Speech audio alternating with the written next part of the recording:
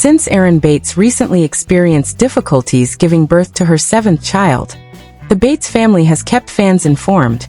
Fans were informed in a recent post about another problem affecting Erin after she came home from the hospital. In the most recent post, the Bringing Up Bates actress talked candidly about the circumstances. On August 25, 2025, Erin Bates gave birth to Henry, her youngest child. The Bates family was first presented to viewers on a number of reality series. One example of this is Bringing Up Bates on Up TV, which aired for 10 seasons between 2015 and 2021.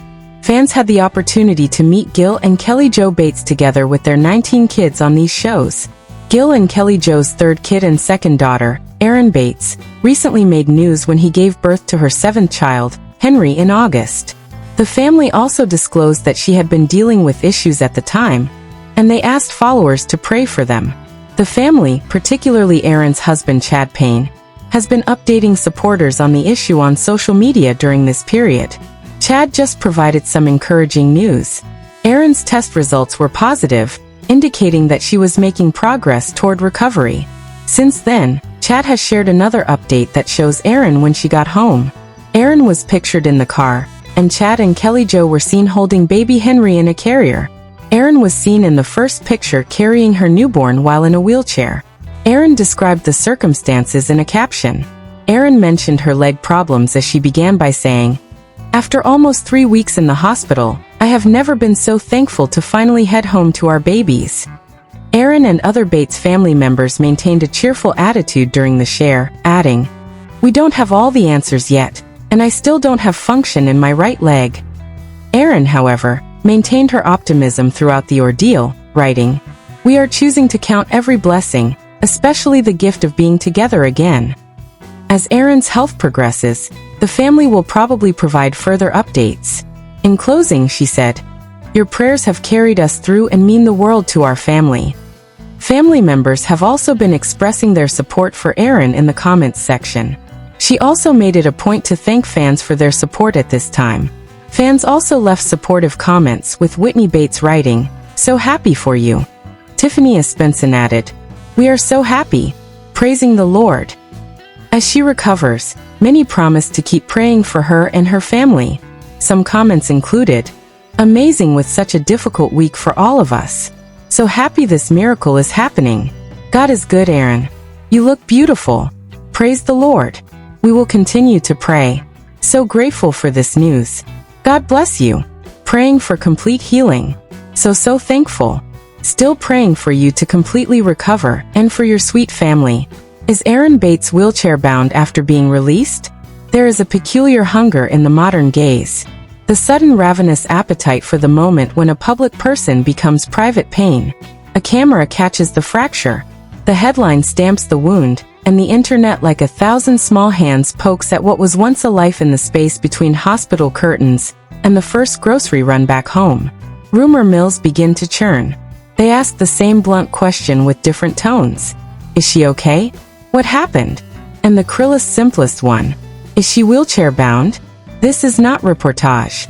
This is imagination pulled taut around a real name, Erin Bates.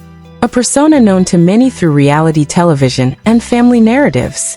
What follows is a creative exploration of what it feels like to be released from the hospital, what it means to move through recovery when everyone has an opinion, and how a wheelchair, in rumor and reality, can become a symbol far larger than its frame. They will her out at dawn. The kind of dawn that lies to you. Soft light, a quiet street, a world that will insist it has not changed. The wheelchair is ordinary in the way medical objects are. Practical, familiar, unromantic. Erin has her hair tied back with a band that has seen better afternoons. Her eyes measure the distance between the hospital's sliding doors and the car where someone waits with keys warm in their hand. She feels the strip of sunlight across her knees, and for a heartbeat wonders if the world will fold into itself with the sweetness of that moment.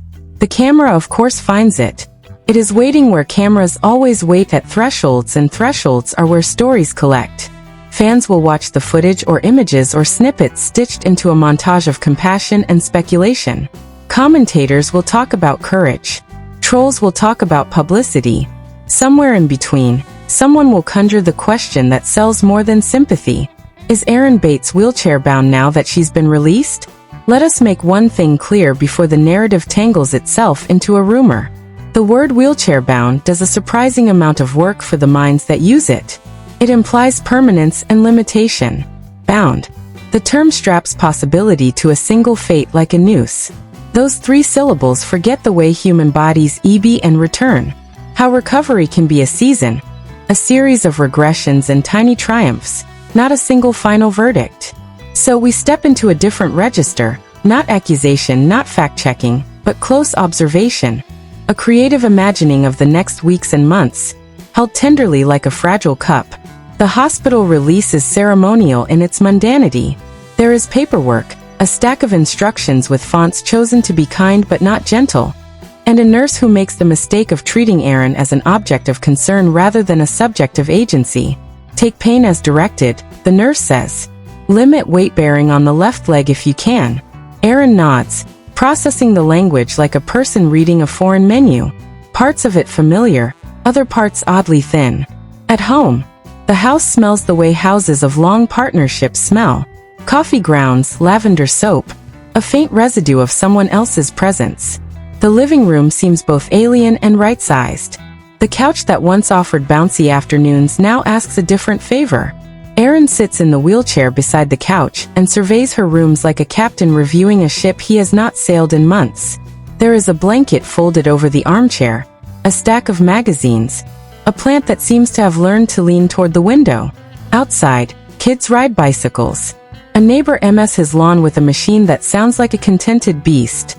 She begins as everyone must with small tests. How does the wheelchair handle the threshold by the front door? How do her hands pale from hospital lights? Remember the mechanics of a life that involved more standing than sitting. She discovers muscles she forgot she had. Her shoulders protest in unfamiliar ways. There are wet little tears that make tracks down her cheeks when she realizes the nuance of a movement she took for granted. The simple act of pulling herself up to reach for a dish. The narrative outside, however, will not grant her such quiet experimentations. Release the headlines will call. Wheelchair. One asks, miracle or manipulation? Another will murmur.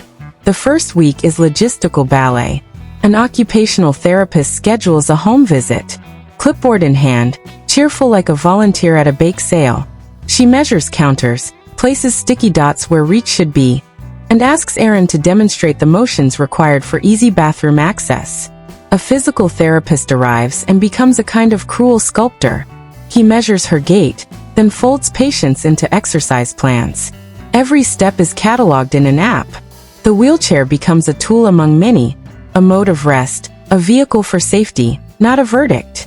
But the internet is relentless and has a long memory for images. A photo leaks, literally or figuratively, of Erin being helped into an SUV with the wheelchair beside her. The image slices through feeds like a shaped blade. Comments rush to fill the white space.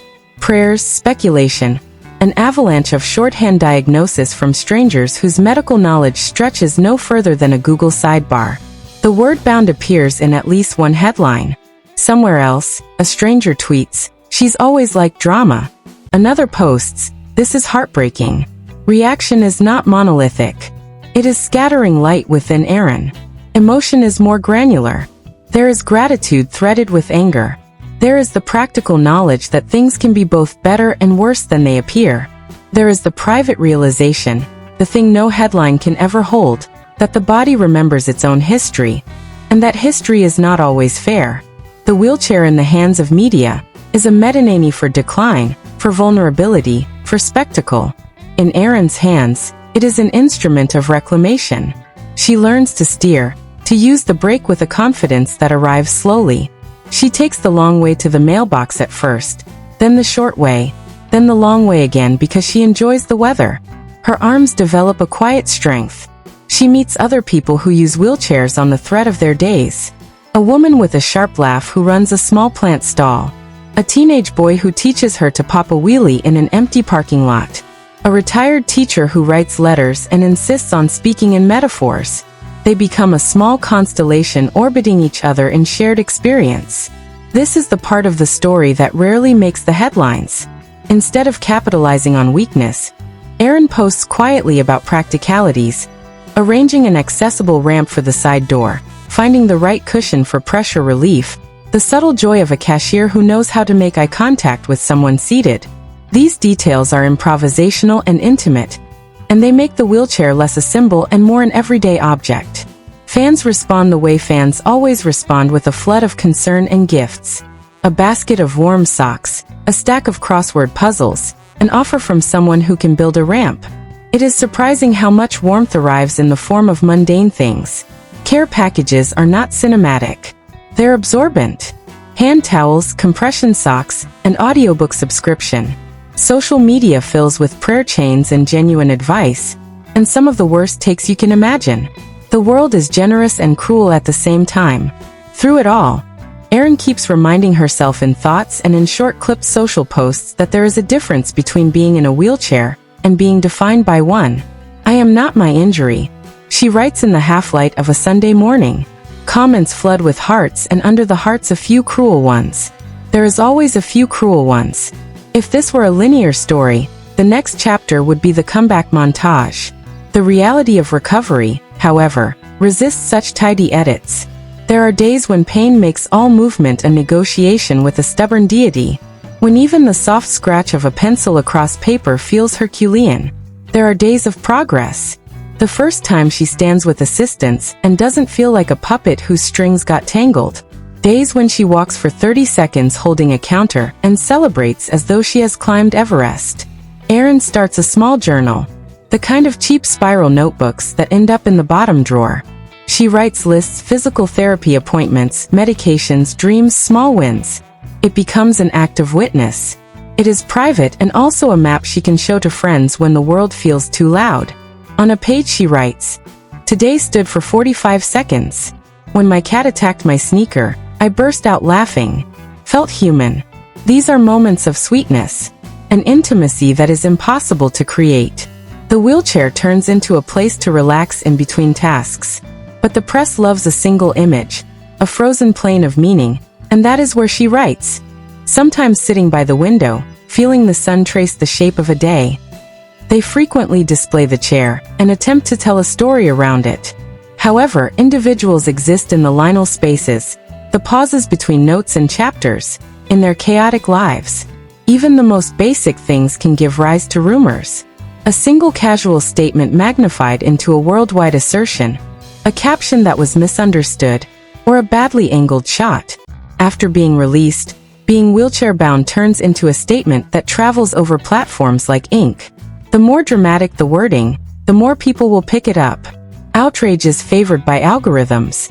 Outrage encourages conciseness. Producing nuance is costly, and ignoring it is inexpensive. Erin's answer is a tone meditation. She could become angry, file a lawsuit, or disappear. Rather, she selects minor interruptions to the story. She shares a video that a buddy took. There's nothing fancy about her practicing transfers in the wheelchair and laughing when she makes a joke go awry. Permanence is not something she declares. She makes no claims about miracles. She says plainly, "I'm learning. I'm not defined by this. Please be kind." It's a human thing. The video goes soft viral for reasons that have nothing to do with fame and everything to do with relatability. People see not a dramatic fall from grace, but a person learning to be in a different configuration. There is relief in that normally. The comments shift prayers and advice and indeed some unhelpful medical hot takes. But the predominant tone is empathy. It feels for a moment like a small truce between the public and the private. In a way, Erin's handling of the narrative is an exercise in boundary setting. She offers a glimpse, not an autopsy. She refuses to be the object of constant speculation. The internet being the internet keeps speculating, but the leak in the bucket is her voice. Clear, insistent, simply human. Recovery is not linear. Months unfurl and fold back. There are setbacks. A fall while trying to stand unassisted.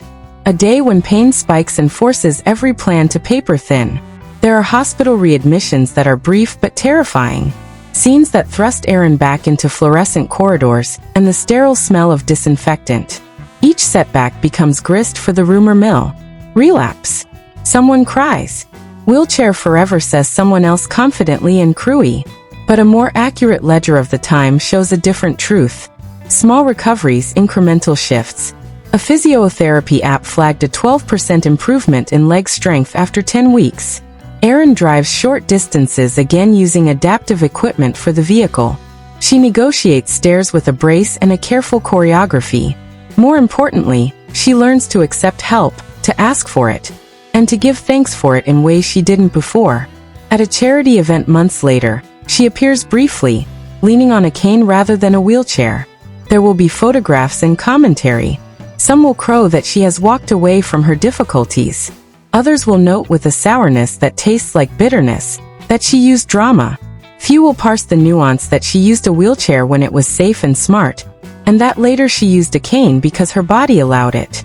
Fewer still will appreciate the true lesson that dignity is not a straight line from injury to recovery, but a series of small decisions about how to be in the world each day.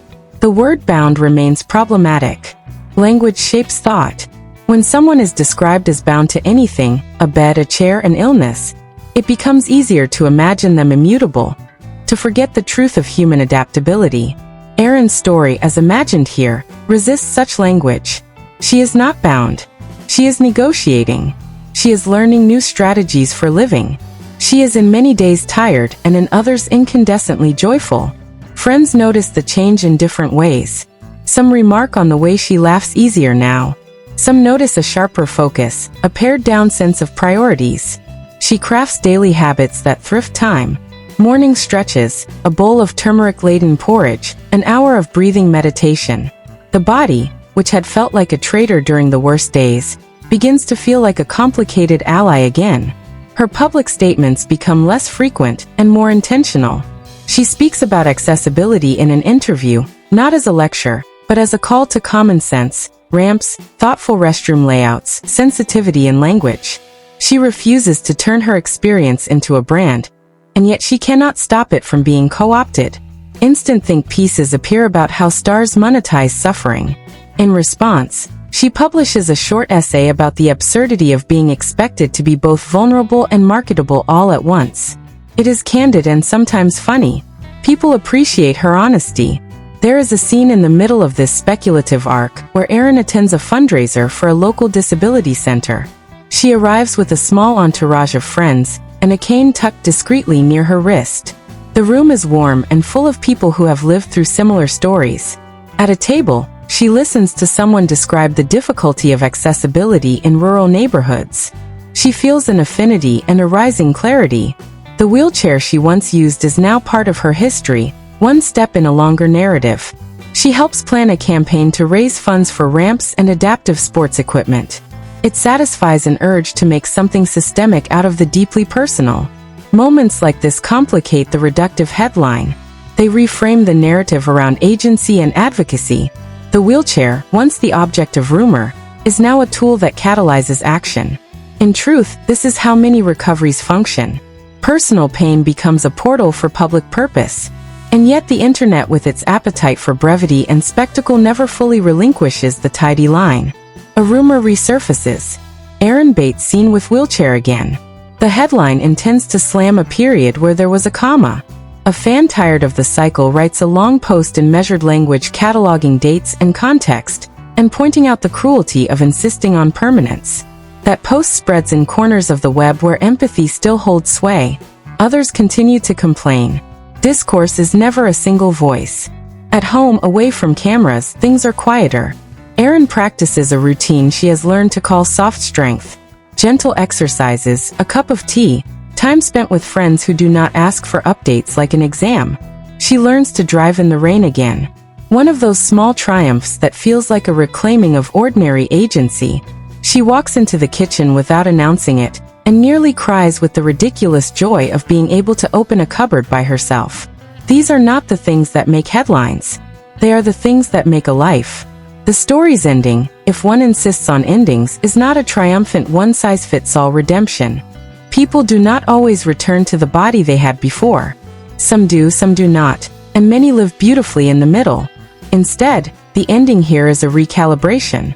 Erin learns to see the wheelchair as one of many implements in a complicated toolkit for living. Sometimes she needs it, sometimes she does not. It is not a final sentence, but a resource. She undertakes an interview about the period. Cautious but candid. A journalist asks, "Are you wheelchair-bound?" She responds, "I've used a wheelchair when I needed one." And she smiles, not because the question is amusing, but because it reveals a deeper misunderstanding. "It kept me steady and safe, so I used it. I occasionally use a cane. Sometimes I go for a walk. At other times I take a nap. Those things don't change who I am." Such straightforward complexity has power. It softens the edge of gossip and substitutes a relatable story of adaptation. Listeners, there is a sense of ease for both her fans and those who just happen to find the interview. A few are motivated. Some people don't care. There is space for different reactions since life is plural. The interview is followed by speculative articles that focus more on policy than drama. The benefits of community, the necessity of improved post-support, and the significance of accessible housing. In certain places, Erin's name is linked to a push to improve post-accident care coverage. It feels right. Why not make that benefit genuine and long-lasting if contemporary celebrities can transform personal suffering into public good? Not everybody agrees. Some claim that superstars divert attention away from those who have endured more hardship. There are always those who think that the pain of others is a field that can be won. However, those are only a few voices. Those who vote, construct ramps, and make donations are all part of the greater chorus. There are rituals in the silent rooms of recovery that never make feeds or pages. Erin watches television during the day with a friend who brings over soup, till the presence is enough and the noise fades. Since winter will soon arrive and trips on ice are cruel and preventable, a neighbor shovels the sidewalk the day after a storm. Children who treat the wheelchair like a fort sometimes come to visit, and they chuckle at the sound the wheels make like a tiny machine. No headline can compare to the loddies of support formed by those commonplace acts of kindness. The rumor fades once the media cycle passes, which it always does. The precise wording of wheelchair-bound is forgotten. For those who are paying attention, what's left is a series of behaviors rather than an image. Small policy victories, adaptation, and a friend's helping hand. Erin's life progresses. The basic humility of not using bodies as teaching tools is the lesson, if there is one, to be learned from this imaginative work. The issue is that she smells like a final judgment because she is wheelchair confined. It might be better to inquire what she needs. It is preferable to respect agency and refrain from using final verbs cruelly. Humans persevere, change, regress, and occasionally succeed. They deserve stories that compassionately embrace their messiness. Erin wheels silently through a park with leaves that have started to turn in the final scene of this imagined storyline. Kids are chasing each other. There was a lively tension in the air from their laughter. Erin pauses by a bench, removes her hat, and inhales.